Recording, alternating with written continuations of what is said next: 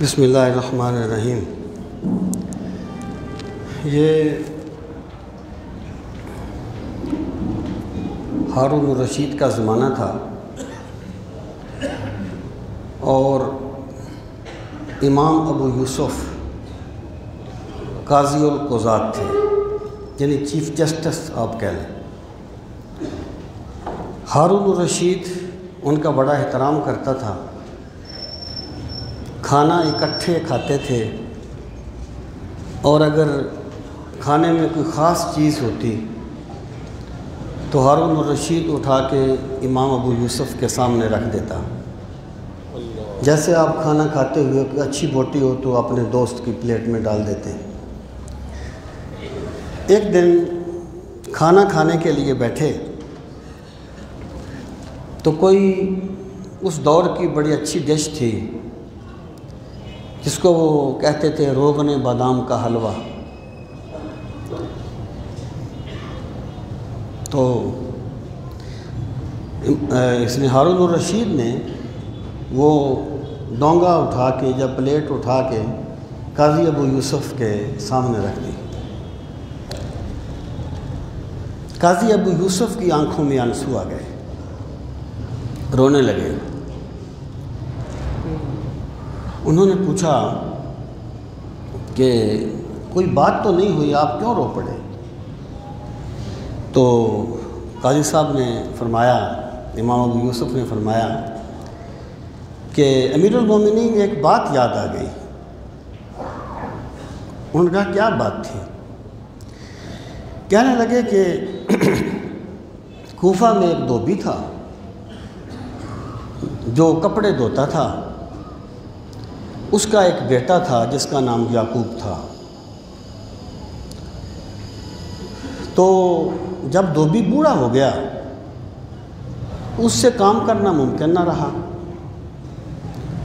تو اس کی ماں نے یعقوب سے کہا کہ دھوبی کی دکان پہ جایا کرو اور کپڑے دھویا کرو تاکہ گھر کا چولہا جلتا رہے۔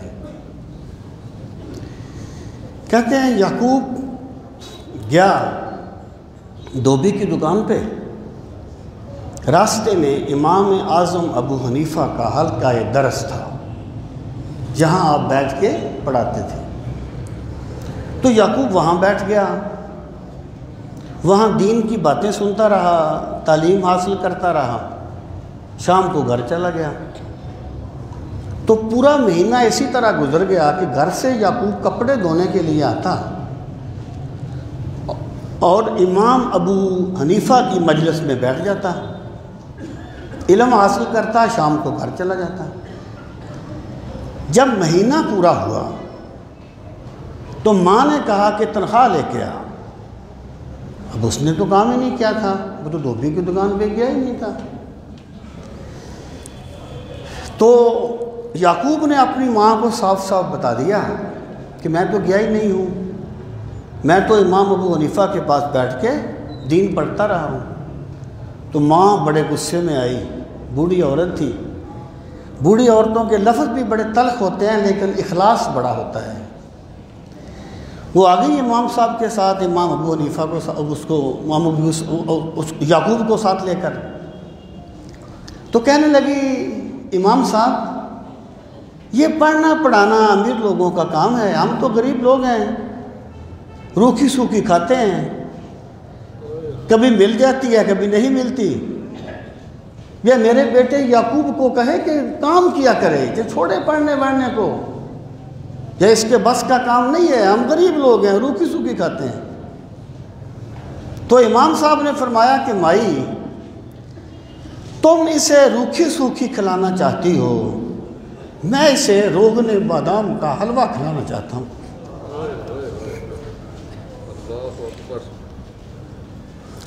میں اسے روغن بادام کا حلوہ کھلانا چاہتا ہوں۔ امام صاحب نے پوچھا کہ تیرے گھر کا کتنا خرچہ ہے مہینے کا؟ اس نے کہا جی میرے گھر کا اتنا خرچہ ہے۔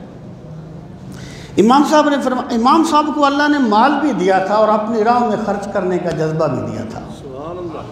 ایک صوفی نے کہا تھا اللہ دیتا سب کو ہے لیکن لیتا اس سے ہے جس سے وہ راضی ہوتا ہے۔ تو امام صاحب نے فرمایا مائی میں تیرے گھر کا خرچہ بھی اٹھاؤں گا، یہ یعقوب بھی مجھے دے دو، میرے پاس پڑھتا رہے، دین پڑھے، دین سیکھے۔ تو وہ یعقوب وہاں پڑھتا رہا۔ کہنے لگے امیر المومنین،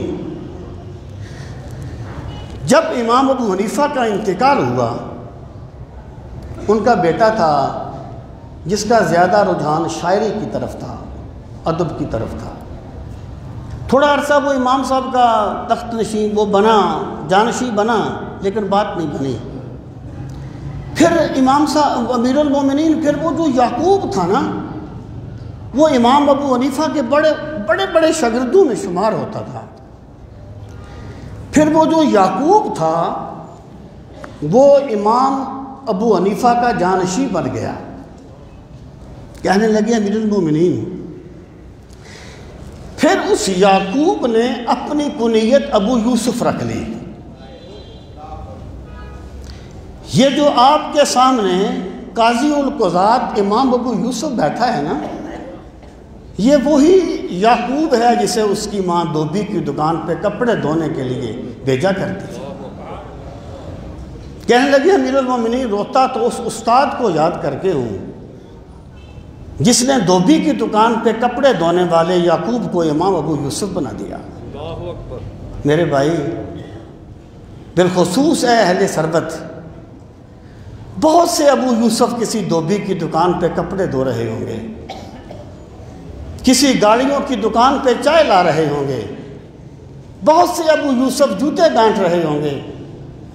کسی ایک ابو یوسف کو، کسی ایک یعقوب کو ابو یوسف بنانے کا کام کیجئے، تاکہ قیامت کے دن ہم بھی سرکار سے کہہ سکیں یا رسول اللہ، میں نے بھی آپ کے ایک امتی کو یعقوب سے ابو یوسف بنا دیا تھا۔ اللہ تعالی ہمیں دین کا فہم نصیب فرمائے۔